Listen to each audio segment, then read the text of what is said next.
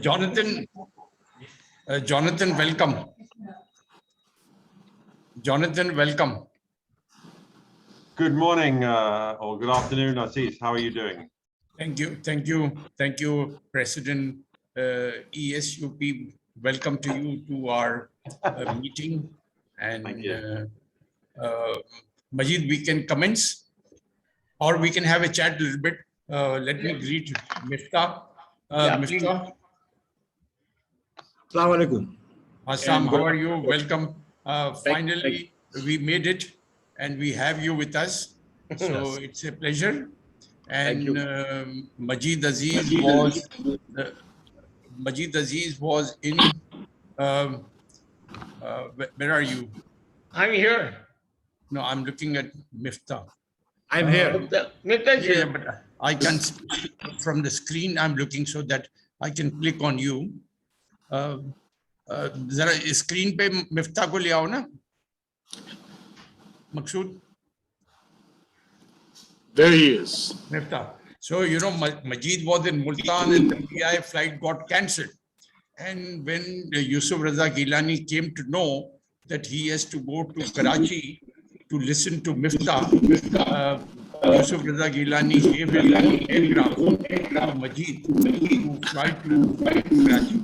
So we are thankful to Yusuf Raza Gilani and for bringing Aziz from Multan to Karachi.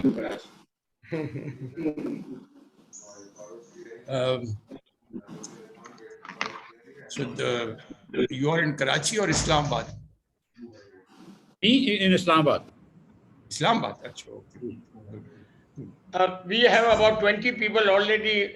Should we start or wait a couple of more minutes? Yeah, we will have more. We will have more. But you know, by the time we do some of the in-house announcements, we will have more. So we can start with the recitation. Is it very warm in Miftah in Islamabad? No, it's fine. I mean, where I'm sitting actually, Okay. Sorry. All right. With your permission, Mr. President. Bismillah Rahman Rahim. Ladies and gentlemen, welcome to this Zoom meeting of English-speaking Union of Pakistan with Miftah Ismail.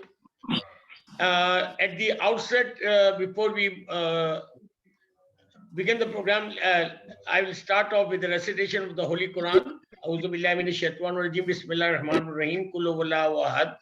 Allahu samad. Lam yalid wa lam yulad wa lam yakul lahu kufuwan ahad. Sadaqallahu al-azim. Ladies and gentlemen, let me first of all, those who are unmuted, please mute yourself because there's an echo going on.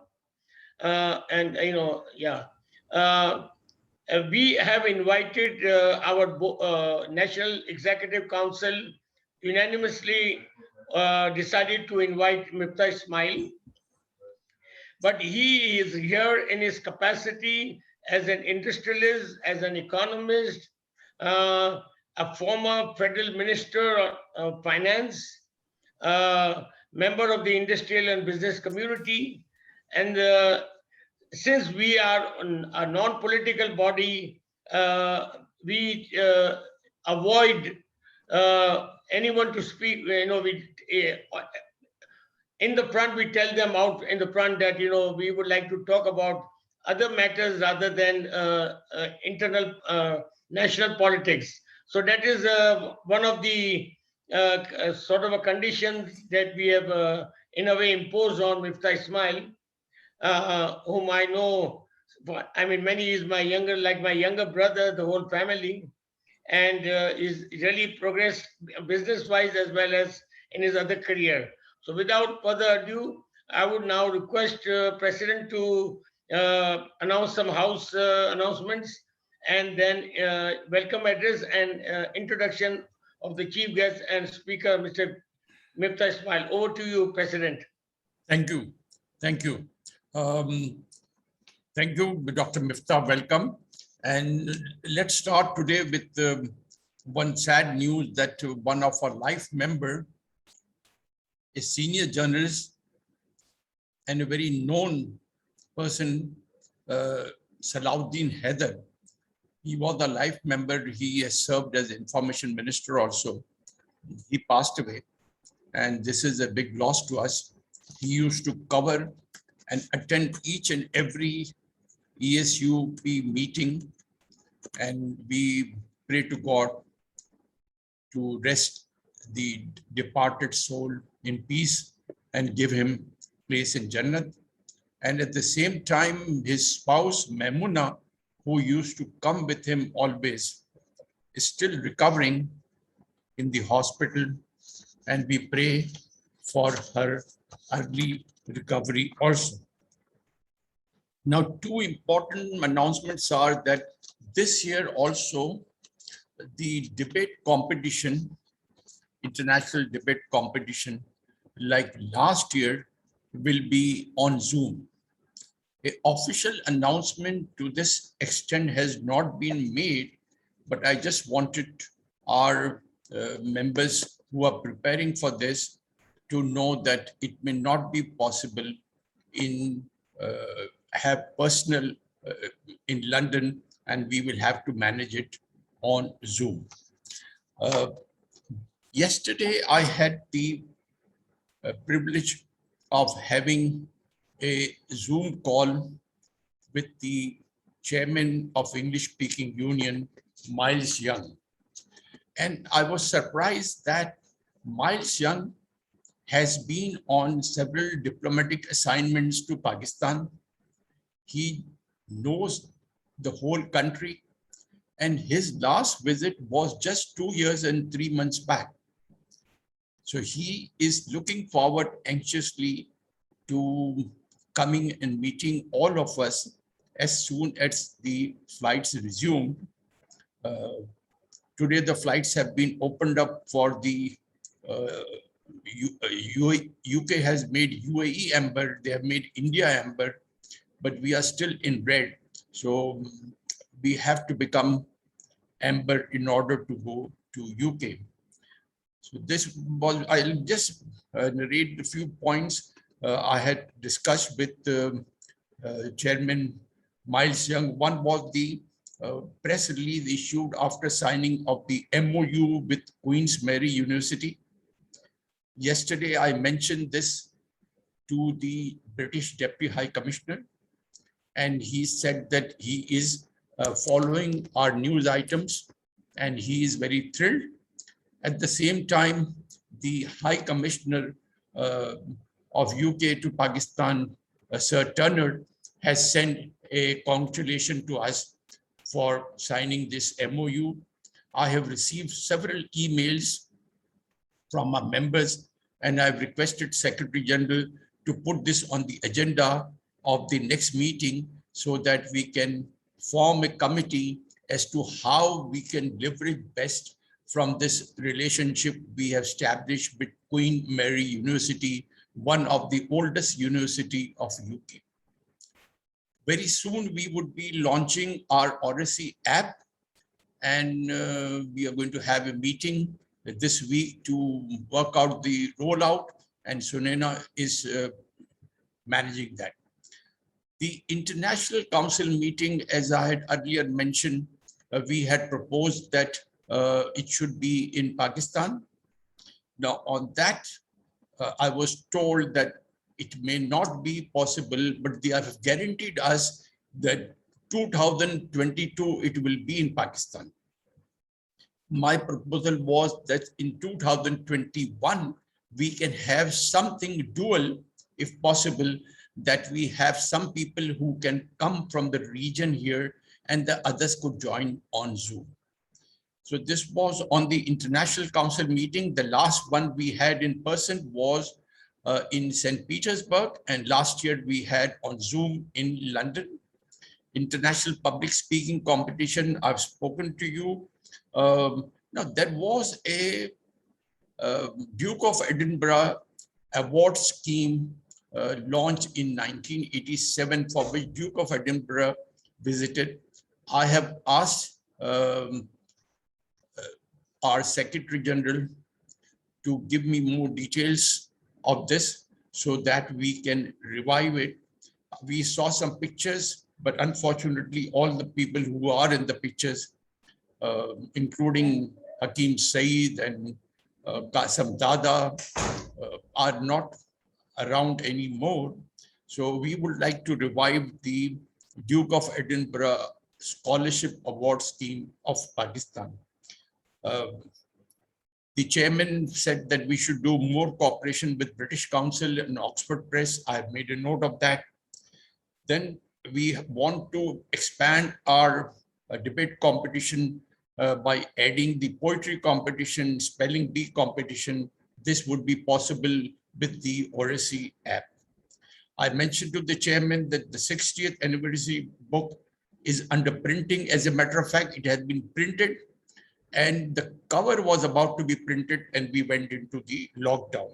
So as soon as there is an opportunity, these books will be with us and we will be too glad to send to our members.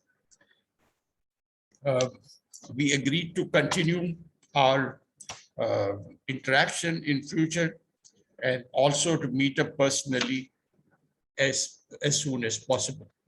Now coming to today's topic and the welcome address for my friend, Dr. Miftah Ismail. And his profile was very long, but I have just jotted down a few points and I would like to read out to you. I'm glad to welcome you all here in this virtual session, as there have been restrictions imposed by the fourth wave of the coronavirus. ESUP is indeed encouraged by the robust response of the members to all efforts we undertake for promoting better understanding of issues confronting the country. I'm equally grateful to Mr. Miftah Ismail to be our guest speaker on this occasion to enlighten us about the economic matters of Pakistan. Miftah Ismail is a courageous individual who has proved his mettle in the complicated financial world. He has also proved to be a steadfast supporter of democratic governance in the country and has stood for the universally accepted principle of rule of law. Mr. Miftah Ismail was very deservedly assigned the portfolio of managing the finances of the country, and he responsibly discharged his duties and created a progressive field of economic activity that subsequently bore fruit. He envisaged and implemented appropriate economic policies that are now widely acknowledged to be required method of handling economic situation of the country. As a competent professional economist, Mr. Miftah Ismail completely understands the dynamic of finance and trade and is well equipped to deal with such matters. He is well aware of the economic intricacies of the country and knows the way out of such difficulties. His analysis is known to be erudite and prudent and is paid heed to by all rational circles. He is rated as a practical economist and firmly believes in taking all economic stakeholders along with pursuing the economic goals. I'm sure that during his session, Mr. Miftah Ismail will convey his reading of the current economic scenario and come up with many viable ideas required for improving the economic lot of the people. I also believe that the interacting session that will follow his remarks will be lively and productive. Before I present to you Miftah Ismail, I would request our members that those who have questions kindly put it in the chat box so that we will lift from there and ask the questions. With this request, ladies and gentlemen, please welcome Miftah Ismail.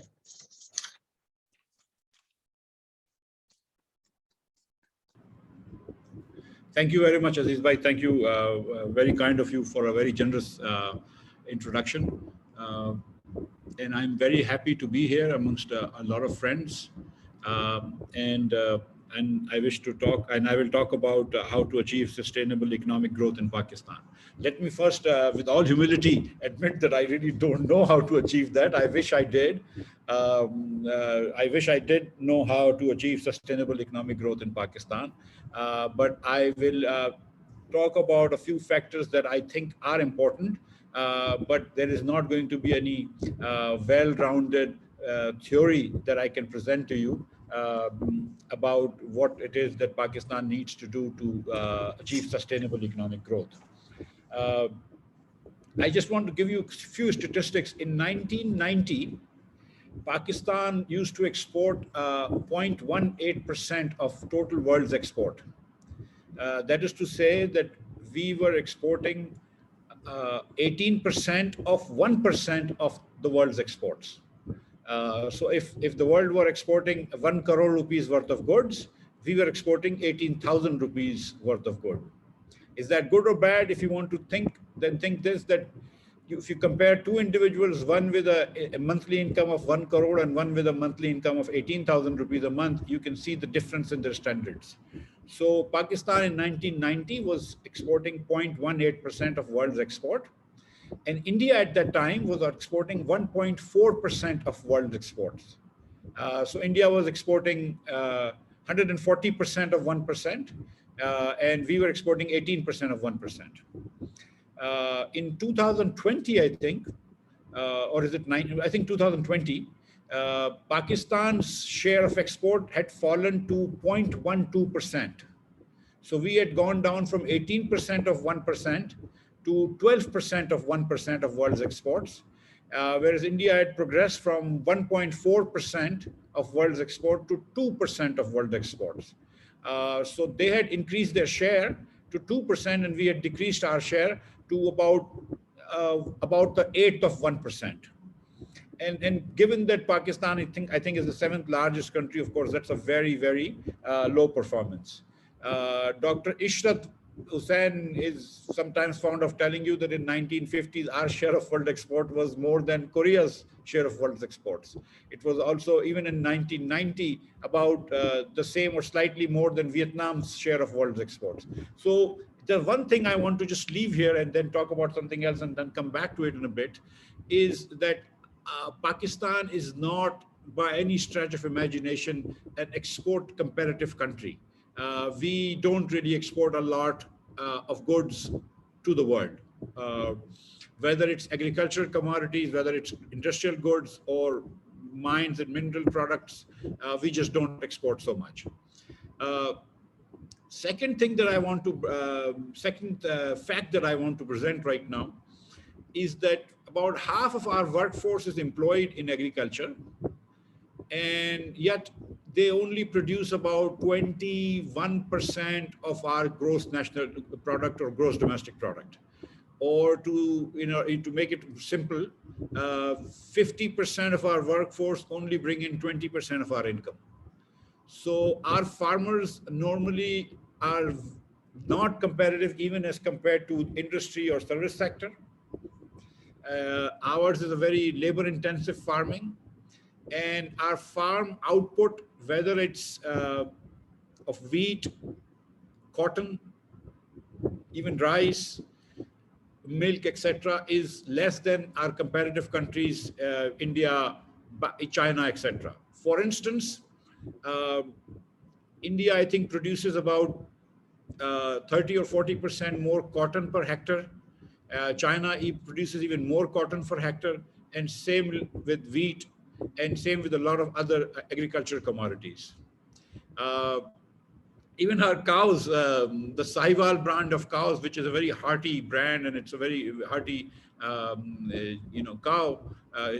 it gives about 7 to 8 liters of milk per day, whereas these Australian and Swedish cows, I think, give about 25, 30 liters of milk per day. They may or may not be suitable to Pakistani conditions, environment, weather, etc. But I'm just saying that over the years, whereas other countries, European countries, have been able to, through intelligent breeding and whatnot, been able to improve their milk output, and whereas all countries in the world have been able to improve their farm outputs, our farm outputs lag. And so if, for instance, let's say the price of fertilizer, the price of water, the price of other ingredients, urea, etc., seeds, etc., is the same. If a Pakistani farmer is producing 20 or 25% less cotton or wheat or anything, sugarcane, etc., compared to his Indian or Chinese counterpart, then he will not be able to compete. Simple as that. That the price of Indian commodities will always be lower. So the only way we make our farmers viable is either to put boundaries or tariff boundaries across our borders, or to subsidize our farmer directly. But you will see that he or she will continue to get poorer as years go by compared to the farmers in other countries. Those are two facts I wanted to just bring to your attention before I talk about how to achieve sustainable growth. The two worrying facts I want to mention is that we don't have enough export wherewithal, export potential, or maybe we have export potential, but we don't have enough export prowess, and we certainly don't have efficiency in our agriculture sector. If you look at Asian countries, any country, Asian country that has grown really has grown at the back of exports. But how are they able to even set up industry? How are they able to even set up manufacturing, to be able to export in the rest of the world? So one of the things they did was that they made their agriculture efficient. And when they made their agriculture efficient, they took the excess capital generated or excess profits generated or the capital generated from that. Let me not use the word excess because in economics it has a particular connotation. They took the surplus capital or profits generated from the agriculture sector and put this in the industry, and so made their industry efficient, and then industry competed with the rest of the world. So first you made the agriculture efficient. The farmers were, maybe were made better off. They were made more efficient, and then once that happened, then they were also able to transfer that capital into manufacturing, and then increase their export potential and manufacturing. In Pakistan, however, we've had bursts of growth many times, but we have always consumed that growth and not been able to convert that into plant machinery and sustainable growth. And I'll just start with, if you remember, during the time of Parvez Musharraf, our currency was at 60 rupees for a long time. Shaukat Aziz Saab was the finance minister, prime minister at that time also. And then we kept the currency at 60 rupees. There was a lot of import of machinery, also capital goods, etc. And then one day the currency devalued to 80 rupees. And during 2007, 2008, as the price of oil and other commodities went up, and the government at the time let a budget deficit balloon, they didn't pay attention to the currency. They let imports balloon, and our current account deficit, what at that time was $13 billion for a GDP of about $171 billion. So that was about 8.1% of GDP. And then when People's Party came, obviously the price of fuel was very high. And I will give credit to Shaukat Aziz at that time, Shaukat Tareen at that time, who's now the finance minister also, that he tried to manage a reasonably soft landing and didn't crash the economy as such. But nonetheless, growth rates went down and inflation was very high in Pakistan, and People's Party had to raise petrol prices and all that to plug the budget deficit. But and in a couple of years, they brought the budget deficit down. Then again, if you look at when we came to power in 2013, budget deficits were also very high. If you have budget deficit, let me just give half a minute of economic theory here, that there is something called twin deficits. You have budget deficits and current account deficit. A budget deficit can be financed either through higher taxation or lower spending. But suppose that you have a budget deficit and you're not raising taxes or lowering spending. So the budget deficit can be then financed only through borrowing. You can borrow from the local sector, the local people in Pakistan, but that means that the people of Pakistan have to have savings over their own investment enough to finance that government budget deficit. In Pakistan, typically our savings actually are a little less than our investment. So local people don't have enough savings to finance our budget deficit. People's Party left us with an 8.2% budget deficit in 2013. So the only other way to do is to finance that local budget deficit in local currency is to then borrow from foreign sources, which is then called current account deficit. So current account deficit and budget deficits go hand in hand. One may lag one by a year or two, but they normally follow. So then when we came for the first 3 years during an IMF program, we were able to increase taxes by 60%. And in 5 years, we doubled our taxes. But again, in the 5th year, when the economy heated up, and I was the finance minister at the time, the imports were going up drastically. And again, our exports had no elasticity. Exports were not going up. We did not devalue the currency sufficiently fast up, I suppose, in hindsight. But even so, I did twice, but the imports were going very fast. Then when PTI came, and unlike Shaukat Tareen, who made a soft landing, Asad Umar was not able to make a soft landing, and there was a sudden jump of currency, as if one day of currency devaluation were to give you higher exports or lower imports, and then there was a high rate of interest. And we could have obviously done a softer landing by gradual increase in currency rates, etc. But be that as it may, the point is that whenever we've had high growths, we've not been able to translate that into lasting industrialization in Pakistan. We've not been able to translate this into agricultural efficiency improvement. We have just consumed foreign durable goods, whether it's Audi cars or BMW cars, or even machines for that matter, or other movie theaters in people's homes and things like that. So, but we are notorious really in consuming our whatever surplus that we generate and not being able to invest. And so you see that Pakistani investment rate is only 15% of GDP. Pakistani savings rate is only 13% of GDP. If you look at the savings rate in India, Bangladesh, Sri Lanka, that's an average of about, Sri Lanka is I think about 28%, Bangladesh and India is higher than north of 30%. And so our savings rate is only about 13%. So then obviously our investment rate is also 15%. One of the things we did to take the growth higher was to actually have government investments in road, bridges, power plants, things like that. So that adds about 2% to investments. But again, that's not sufficient really. There is no other way to grow but to invest in the economy, in the productive sectors. And my personal thing is that we should not first invest in our agriculture sector, enrich our farmers, make them slightly richer, if not considerably richer, let them improve their efficiency, and then transfer that to the industrial sector.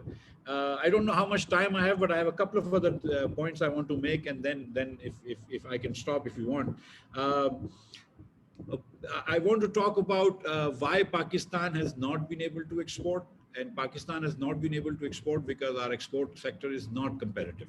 One, I think, is an ideological mistake or an analytical mistake that our bureaucracy has made since the 1960s.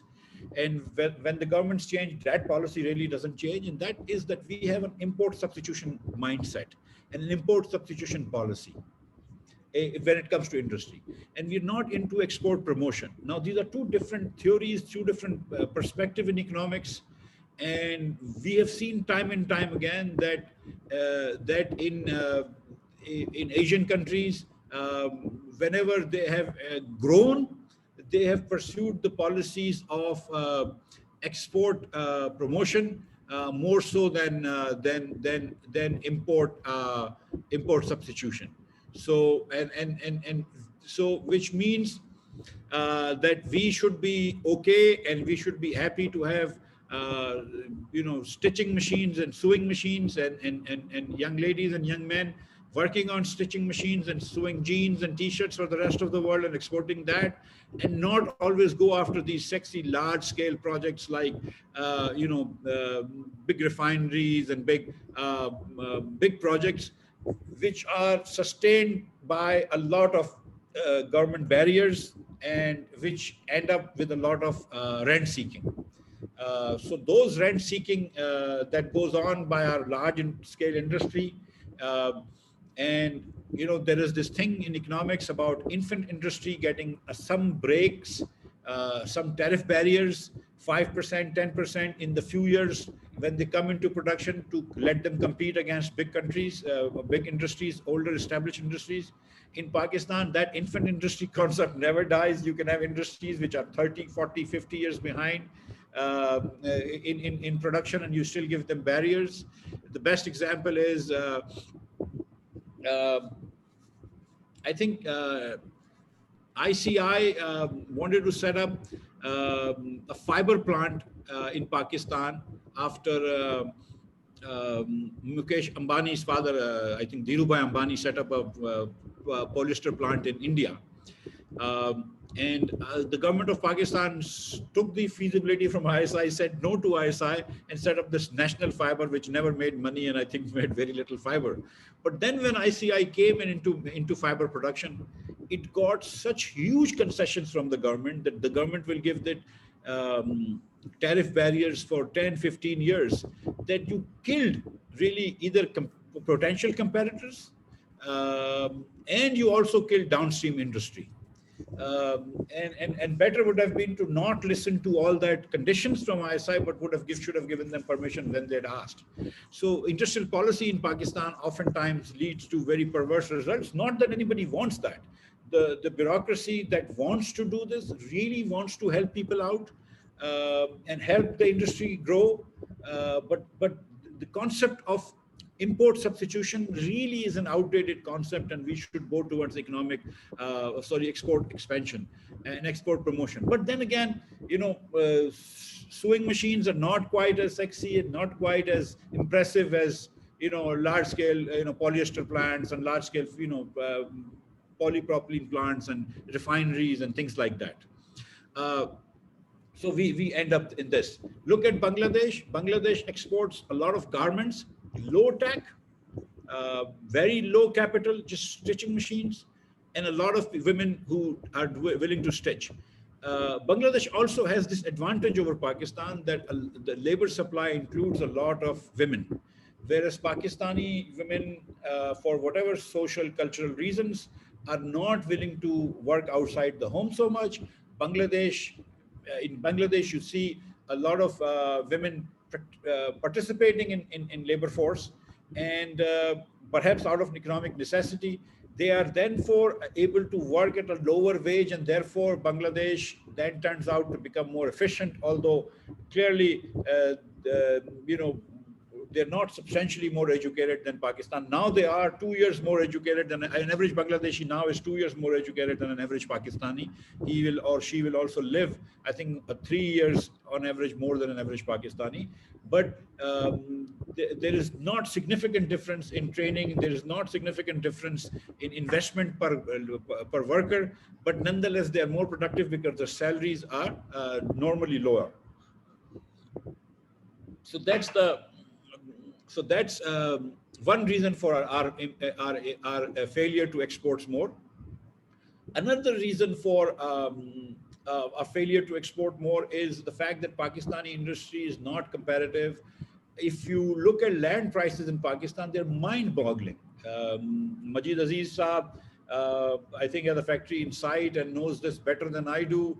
I think Aziz Memon Saab also knows this better than I do. Having factories in Korangi, that today, if they were to shut off their industry and sell their land and put that money in land, put that money in bank, they will make a lot more money, possibly. And these things have become like, now in sight, I think main road, there are 40 crore rupees an acre. I think Korangi is even more.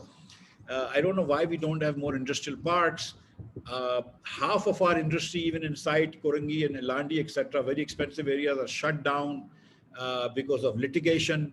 because families are not getting together or getting along, and there is no effective way to arbitrate the disputes because of bankruptcy laws are not being effectively implemented. So there are legal lacunas which prevent industrialization, which prevent factories which are already in place from working, which increase the price of land. Then there are there is not sufficient land given to industry. There is obviously problem with buying water in Karachi, in Punjab, and from 2000, I think 8 or 2010 to 2008, 9 to 2014, 15, there was hardly any gas until we imported LNG in Pakistan. So industry had no gas. So you were imposing load shedding. Hundreds and thousands of people were being laid off in Faisalabad and industrial estates in Lahore. So, I mean, there is always this issue in Pakistan. Sometimes you don't have any gas. I mean, the electricity is very expensive. The gas is very expensive compared to our comparative countries.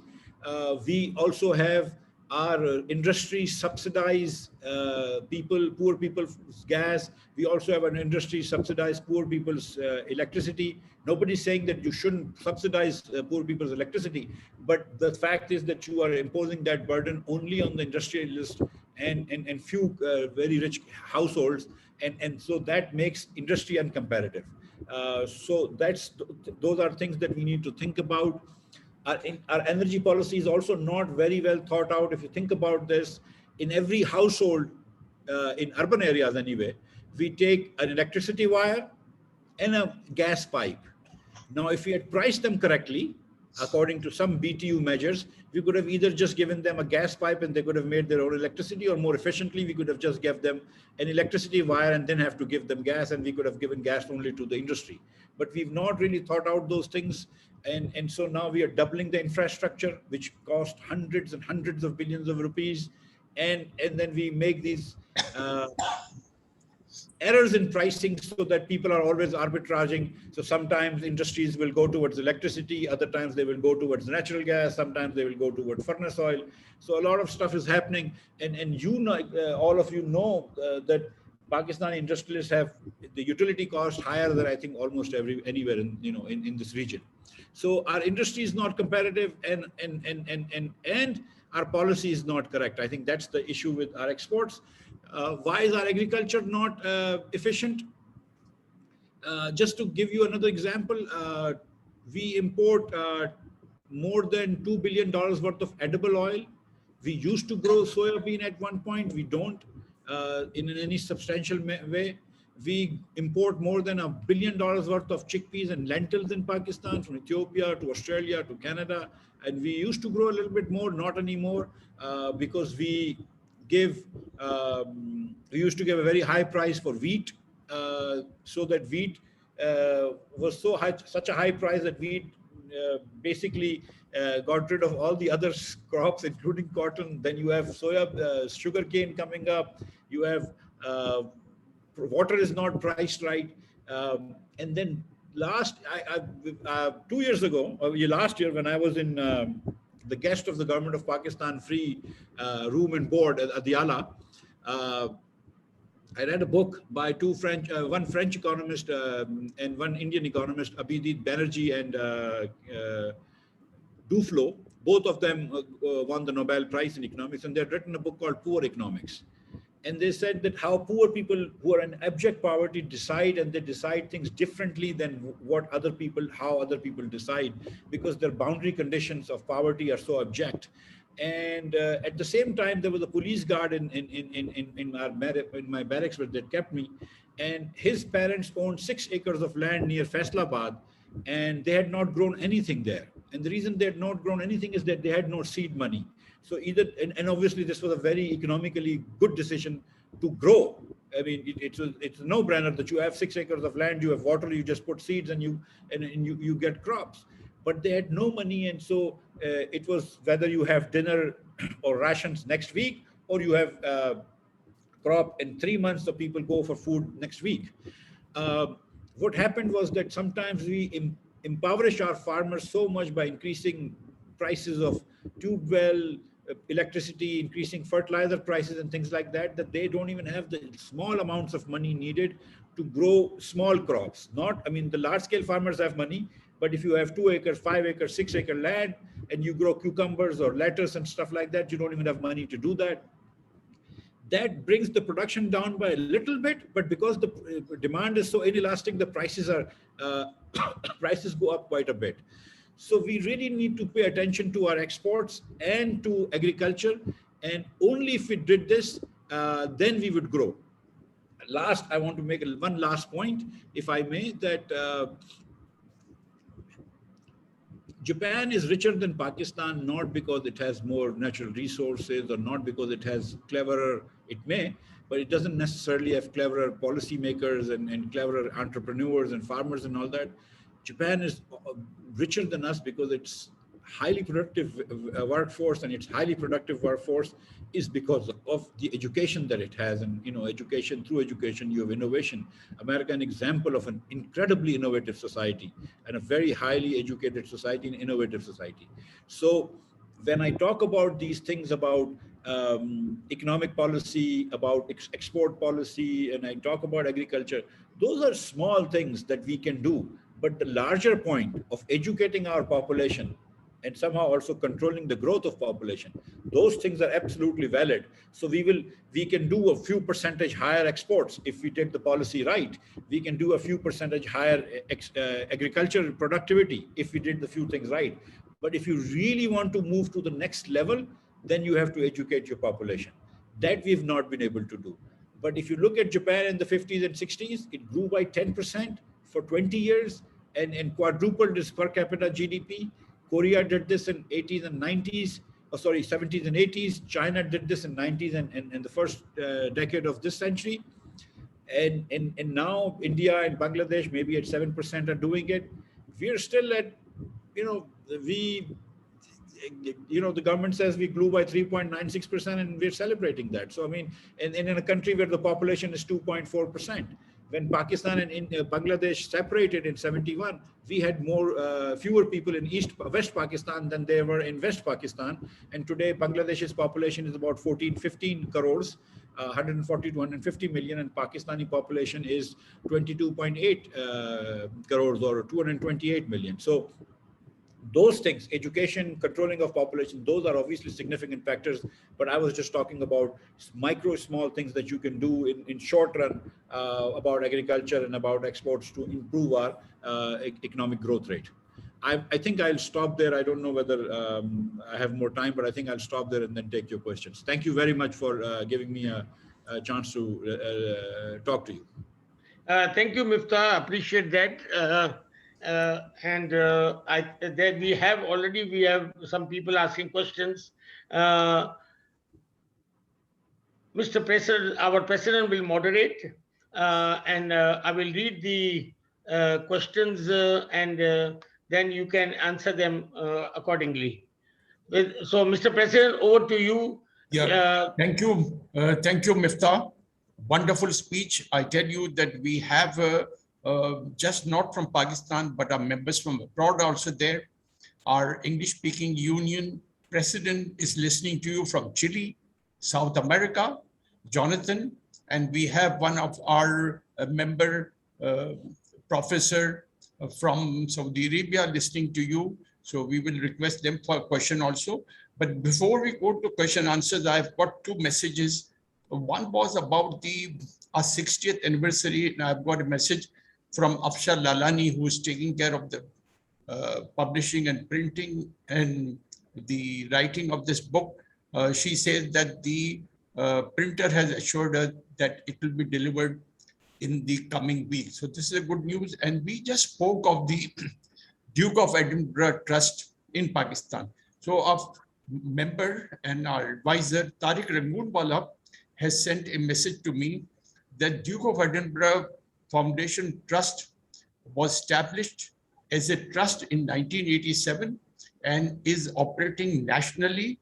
Current enrollment is 3,000 students despite COVID, and the program is in 352 schools. So if you have any interest in this, you are welcome to join the Board of Trustees with the contribution of 25 lakhs If you like, you can nominate schools for the program. So this is good, that this trust is operating. And Muhammad Ali Rangoonwala was the first chair, and it has rolled over, and now our friend Tariq Rangoonwala is the chair. So Majid Aziz can put this up on the agenda. And now with that, we come to the questions. So Majid, you want to read out? I have the first question with me. Which Okay, I've go seen, ahead, please. Go ahead, please. That is But from before that, Mr. President, we should welcome the Deputy High Commissioner of UK. Mike has also joined us. Okay. I didn't see him. He heard most of the speech. Yeah. Thank you, Mike. It was a pleasure to spend time with you yesterday. Mike, welcome. You are our Vice President also, the Deputy High Commissioner of UK, and he is going to run a marathon on 3rd of October to raise funds for the Citizen Foundation. So we come to the questions, and the first question is from our Senior Vice President, Kaleem Faruqi. He says that the exports of every country are an important key factor in their economy. What has been the role of the exports of Pakistan, and how the exports could be enhanced in order to bring down our difference of payment? Over to Dr. Miftah. Thank you for this very insightful question. And I think that is the crux of the issue here, that how do we increase exports in Pakistan? And I don't know, Kaleem Saab, that, by having effective Export Promotion Bureau or Trade Development Authority or any of these things can make a big difference, but they can make a difference at the margin. But if our export industry is not competitive, just think about this. For years now, foreign buyers don't want to come to Pakistan for whatever reasons, perceptions of law and order issues in Pakistan. You have all these major companies from Walmart to Nike to all of these companies. They have offices in India. They have offices in Bangladesh. They will not even come to Pakistan.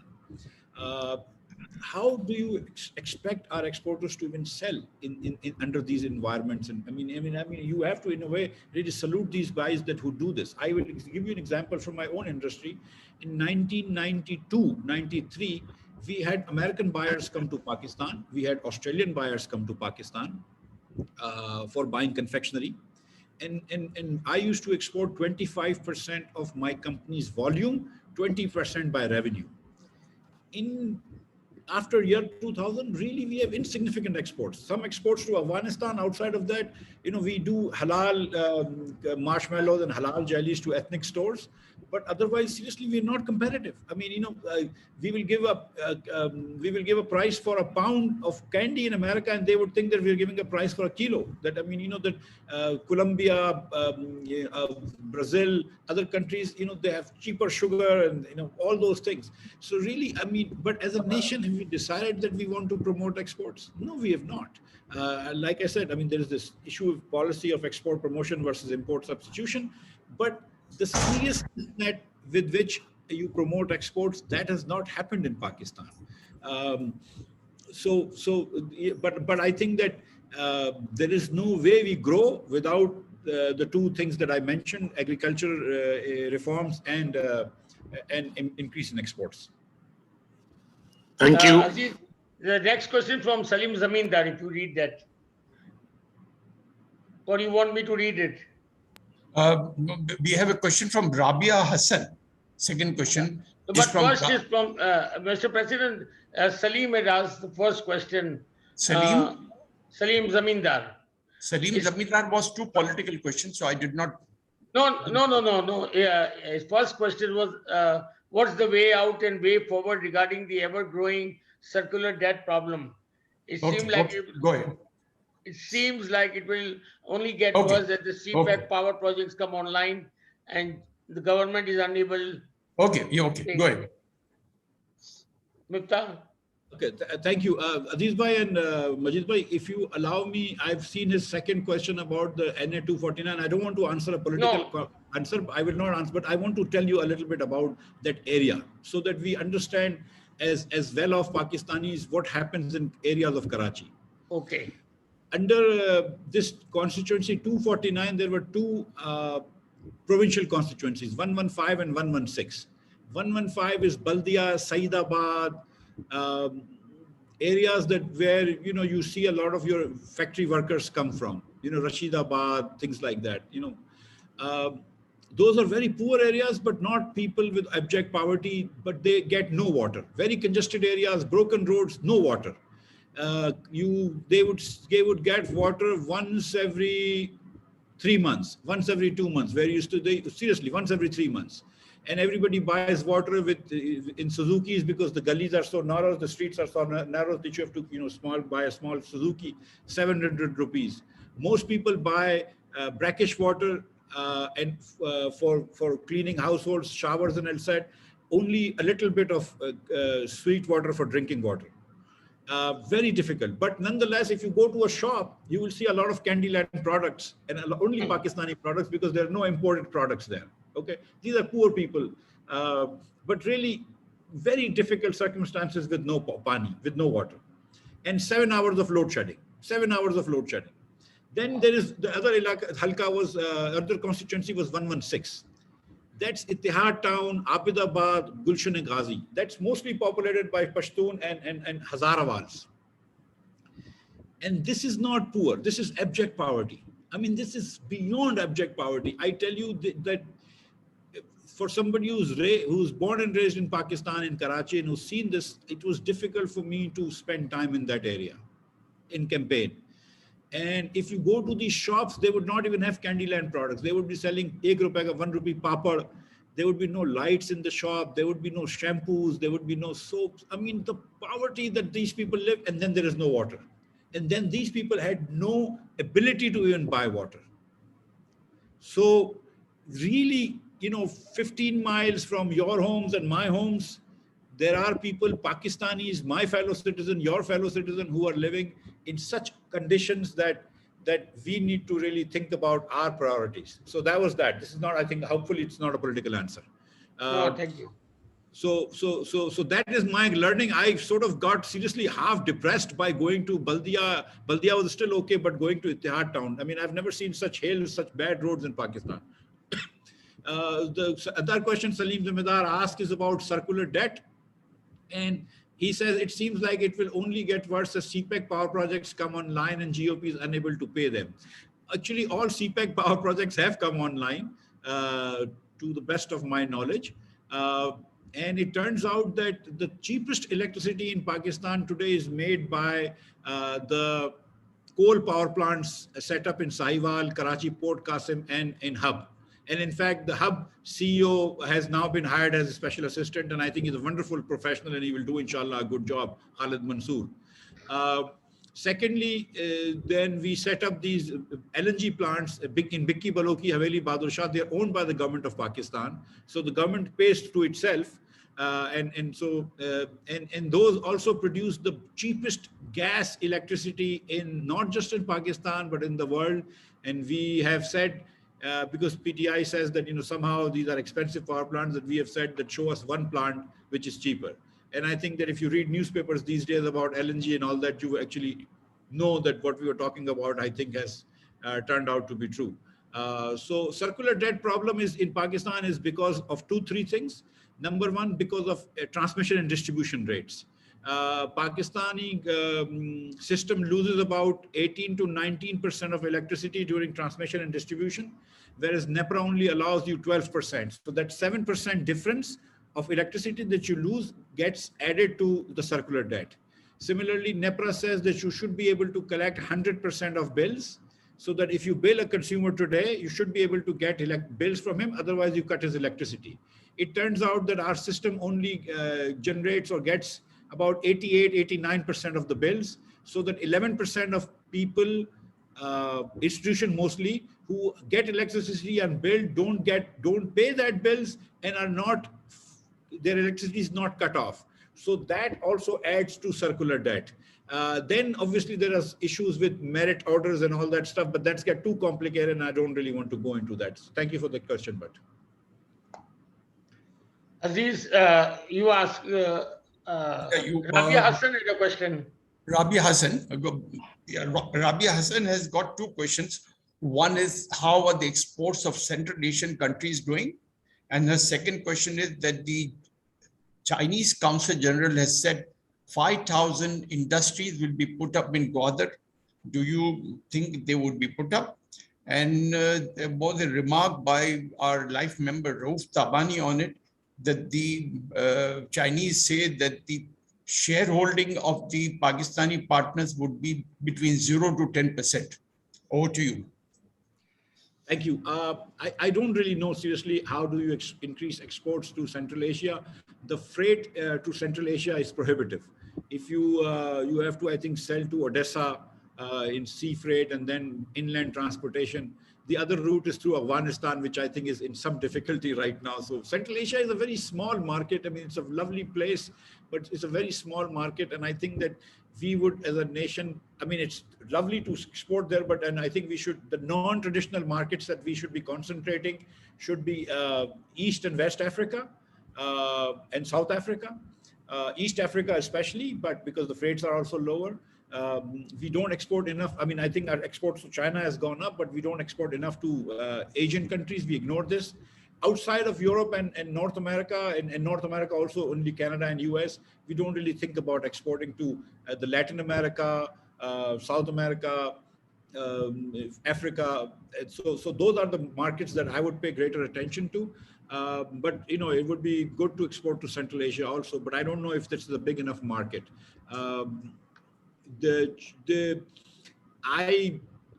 I hope that 5,000 industries are set up in Gwadar by China. I've always been a Gwadar skeptic, to be very honest with you. Even when Saudi Arabia said that they're going to set up a refinery in Gwadar, I thought that they weren't being serious. But because if they were serious, they would say that they would set up a refinery near Karachi. If you set up a refinery in Gwadar, for instance, you need to have a 700-kilometer pipeline to Karachi or 400 kilometers pipeline to Karachi before you can sell oil. Gwadar really doesn't have the infrastructure. You don't even have water right now. I mean, I think that there is one hotel, PC. There is, at some, during our government last year, I think the water was selling at 10 rupees a gallon. And there wasn't enough water. I don't know what the situation is like. So there is a lot of infrastructure that needs to be built before there can be a commercial enterprises in Gwadar. But, you know, I guess we can all hope, knowing that hope is not a plan. But I hope that in my interactions with Chinese business people, they were mostly interested in setting up factories near Karachi and Lahore.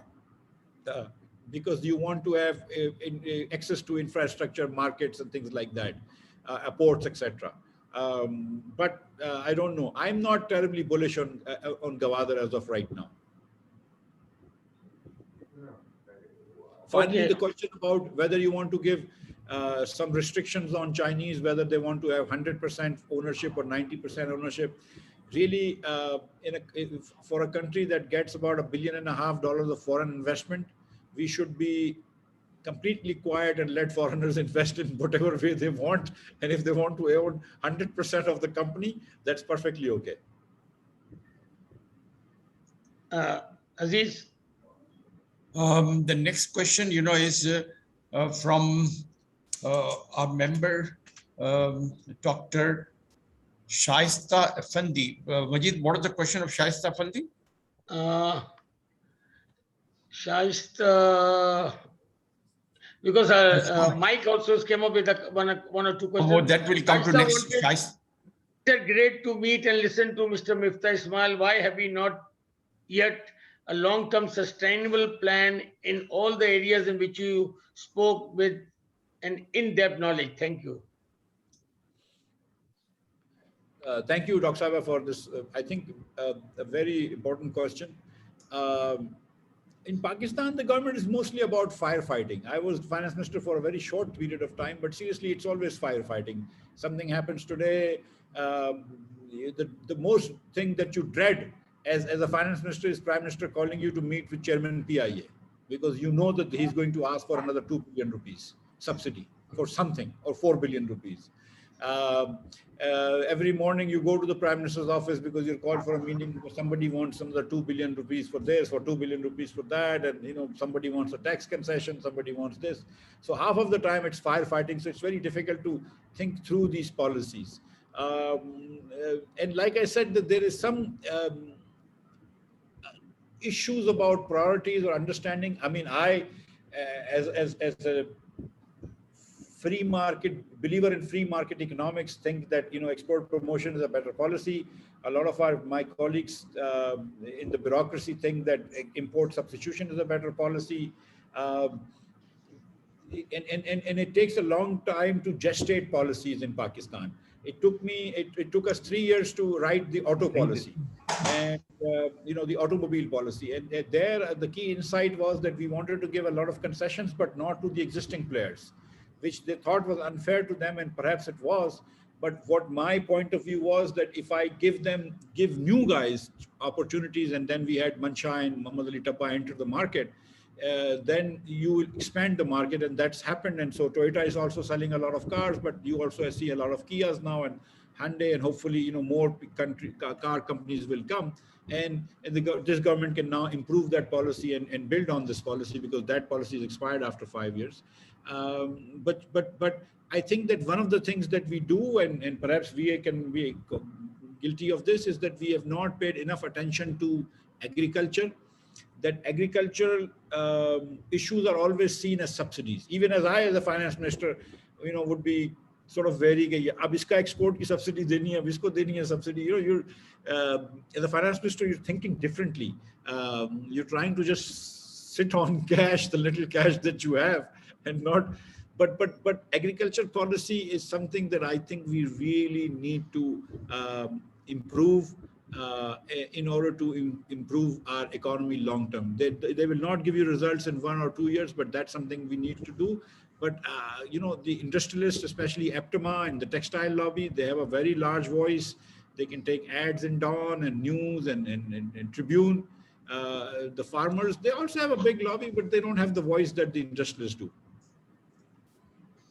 Thank you, Miftah. We have one question from our Deputy High Commissioner of UK, who is a Vice President also, that's Mike. And he says that traditional coal, lignite, is cheaper renewable energy still? Traditional lignite coal, is it still cheaper form of renewable energy? Okay, no.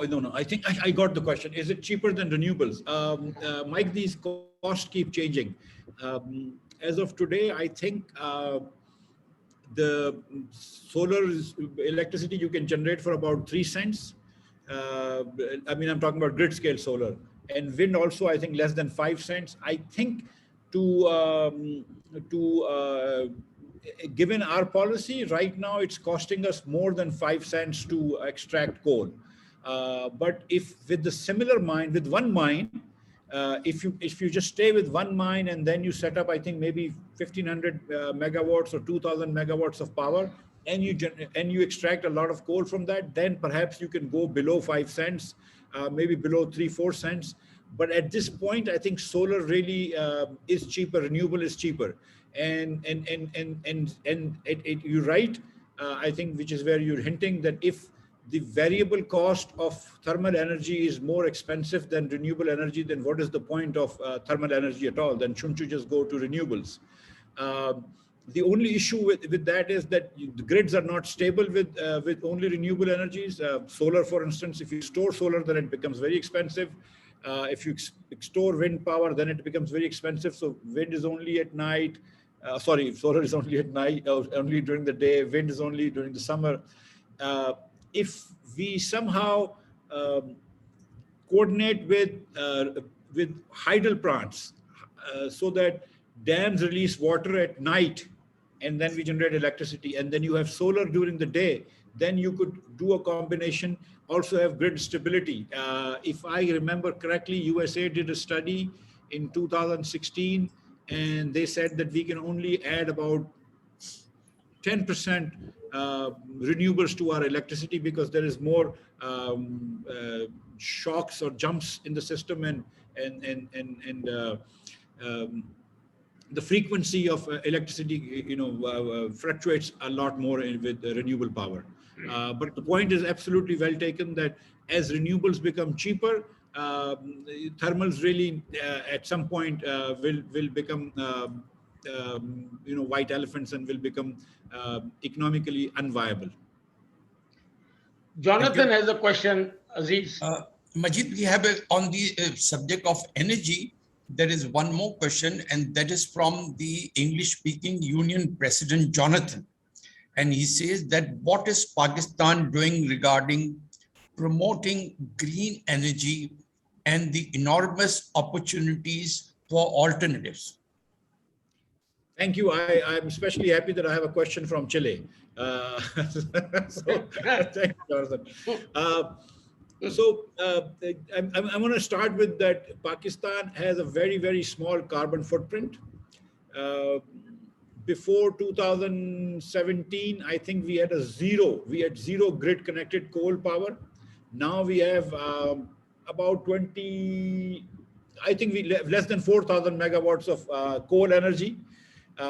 Which is the only, although it's efficient boilers, they're called, better boilers than others, but coal is coal. And obviously we have lignite coal, which has a lot of sulfur that we extract. But it's a very small area right now. And seriously, Pakistan doesn't have the economic wherewithal to subsidize green energy. But happily, and this is what Mike was talking about, happily, green energy, especially solar and wind, have become so cheap that automatically, I think economically, it becomes more viable to go towards that.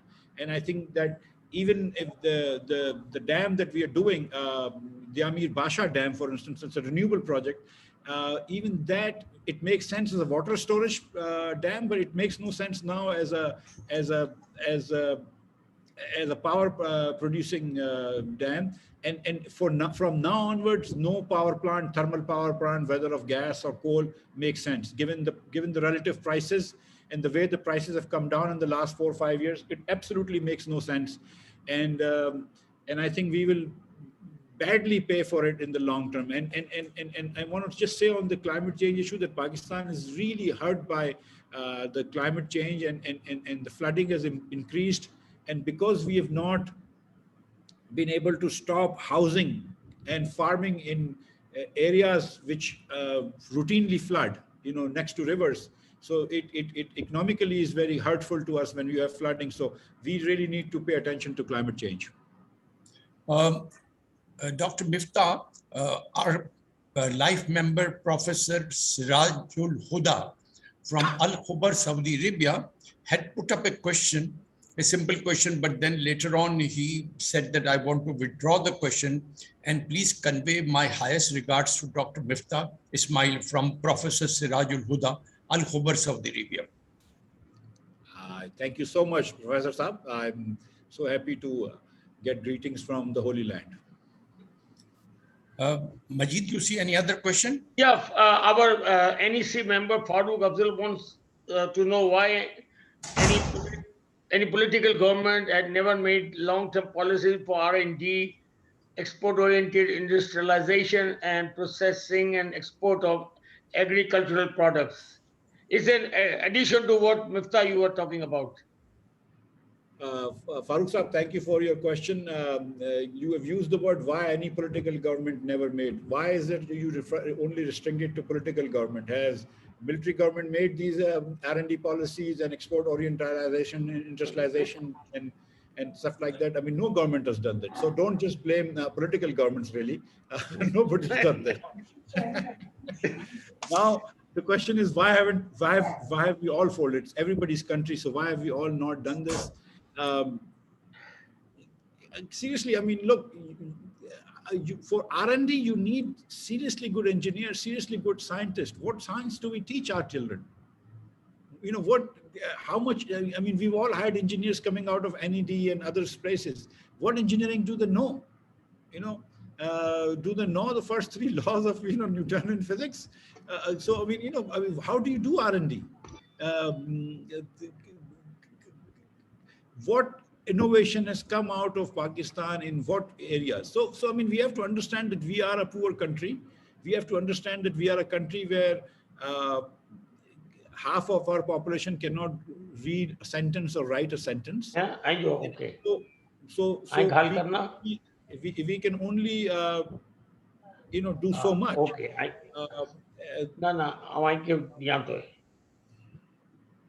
Aziz, our senior member Moin Fuda wants to speak. Have a question. He wants to come online.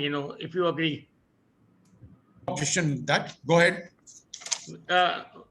Moin, please unmute Moin Fuda sir. Miftah bhai, Assalamu alaikum. I would like to ask you about the grey list, FATF. I know that you had made headlines when we were discussing this in Paris. And thereafter, it's long haul, a lot of improvement has taken place. How long, in your view, is going to take, and what are the sentiments around this? Thank you, Moin Bhai, and it wouldn't be you if you didn't ask a very difficult question. Moin Bhai, I to be very honest with you, I think that FATF is not just a technical body, but it's also a political body. And what Pakistan is seeing is some political, I won't use the word punishment, but some political, I don't know what's the word for it. Since I'm not a member of the English speaking society, I don't know the word for it. But what Pakistan is seeing is some political rebound for a lot of policies over the years. And I still contend that when you talk about money laundering, for instance, a lot more money laundering goes on in a lot more countries than Pakistan. I think a cricket match in India, there probably is more money laundering than in all of Pakistan. And I know this for a fact that our government and this government also is trying to curtail financing of terrorism because it has hurt us, ourselves. And I know that because some issues are there because of training and interprovincial coordination not being correct and all that stuff. And I think that Pakistan, this government included, has done a lot of work towards satisfying the FATF body, and it's fair enough. I mean, it's fair enough. We've had issues. I know this. So, we should do what the international community expects of us. There is no reason why we should be not fulfilling our international obligations. So I think that we should try to fulfill our obligations with sincerity and also convince the international body of our sincerity. And I think once that happens and a few other things happen, that we will come out. But it's not just technical, it is more than technical. Aziz, there are three very important questions. One is from I think we can extend our time for a little bit more. Abdul Azim wants to know, Miftah, about technological developments such as 3D printing and additive manufacturing in the world are taking place at breathtaking speed. How we can use these technologies to improve our industry competitiveness and increase our exports. And there will be two more important questions. I was going to ask Majid Bhai that if you extend the time, do I get paid more? But then, but yeah, we'll take two, and the rest can go on email. But this Aziz Bhai, this question that you ask about 3D printing and let me read this. Additive manufacturing. And what manufacturing? Technological and additive manufacturing. Yeah. This is the first time I've heard the word additive manufacturing. I will tell you this very honestly, that I am right now in Islamabad, and if I have some issues with my computer, I call my son in Karachi. I have two, 24 and 14, and they help me with the computer stuff. So I'm not really good to answer this question. I am sure that the new that we have to go with where the world is going. This afternoon, I saw this thing about how much money Apple, Amazon, Google, Microsoft, Facebook, and Netflix and Tesla make per second. And Amazon made $14,556 per second, and Apple Computer made $10,472 per second. I will also note that the Amazon owner's divorce settlement was more than our exports.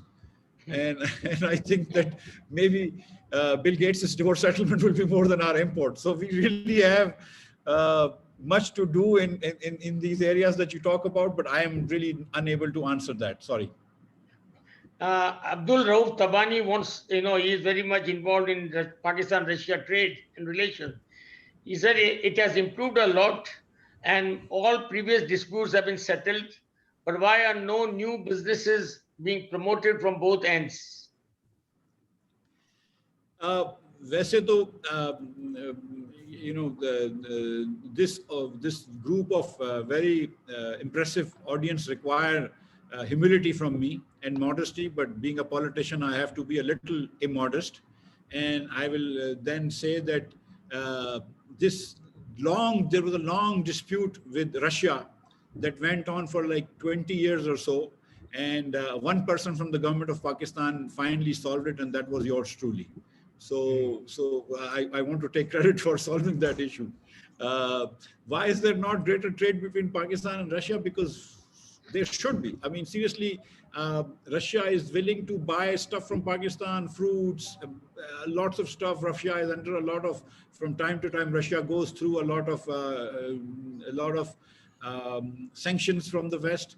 It wants to diversify its market.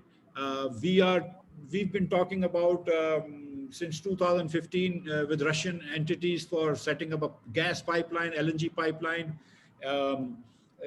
Two of the Russian companies initially that we selected and we worked with came under sanctions. So then finally we found a Russian company which was not under sanction in 2018. But now 3 years hence, nothing has been done there. But yes, we should have more trade with Russia, as we should with everybody. But Russia is a serious market, and there is a potential for a lot of our food stuff to go there, and also for textiles and manufacturers. There are 4 or 5 experts of trade with Russia, Tabani's being one of them, Mercury and a few others. And I think that we should utilize their expertise and start more trade within Russia. Asper Hassan, who is also our member and is the founder of the Corporate Pakistan Group, you are also a member of that group. He has 3 points.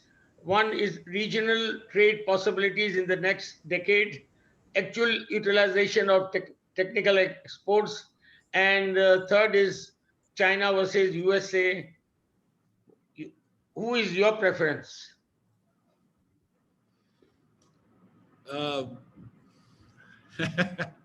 I'll start with third. Asfar, very insightful questions. Asfar is a very brilliant young man who's done very well for himself, but I think he's brought a better level and higher level of discourse in Pakistan on policy issues, and he's really done great service to this country. So I want to appreciate Asfar. Asfar, we should never be trying to choose between China and USA. Never. We are a country with less than $1,500 per capita GDP, on current prices. Why should we choose? We should work with everybody and anybody. Look, China and Taiwan obviously are, don't get along, but yet they have huge trades.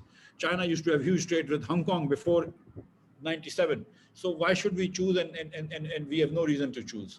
But I see your question, but still I think that we should definitely, China has really helped us with the CPEC, thing, which is, to explain to people, CPEC is basically a bank guarantee for $47 billion. At the time, the entire European Union was giving us a trade guarantee of 500 million euros. US aid was giving, US Exim Bank was giving us a trade guarantee of $500 million, and China was able to take a risk on us. Sure, but you know, if Hassan Iqbal started something called the Knowledge Corridor, our students still go to Western countries. What we can learn from the West about science, technology, innovation, entrepreneurship, whether from England, whether from Europe, or more generally, or America, is not something we can learn from China. So yes, we should have good relations and decent relations with all countries, and not try to rub our faces into against anybody. The second question is regional trade possibilities in the next 10 years. The big elephant is Pakistani relations with India. That's holding SARC back. The whole world has, whether it's ASEAN, whether it's South American countries, I forget the name, Mercy Corps or something. Mercy Corps. Mercy Corps, yeah. NAFTA, or now the new NAFTA substitute, the Pacific, you know, Rim nations, all of them are going towards regional integration. EU, of course, is the best example, and regional integration is something that is inevitable in our case.